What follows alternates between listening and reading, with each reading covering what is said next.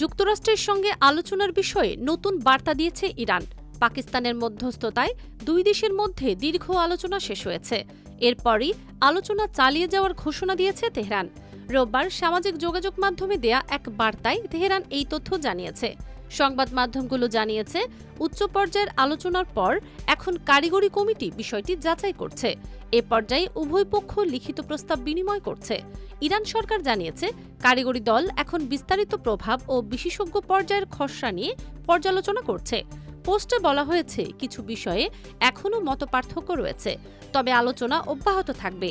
পাকিস্তান মধ্যপ্রাচ্যে টেকসই যুদ্ধবিরতি এবং আঞ্চলিক উত্তেজনা প্রশমনের লক্ষ্যে মধ্যস্থতা করছে। এ প্রক্রিয়ায় বর্তমানে কারিগরি, রাজনৈতিক ও নিরাপত্তা সংক্রান্ত প্রস্তাবগুলোর ওপর বিশেষ গুরুত্ব দেওয়া হচ্ছে।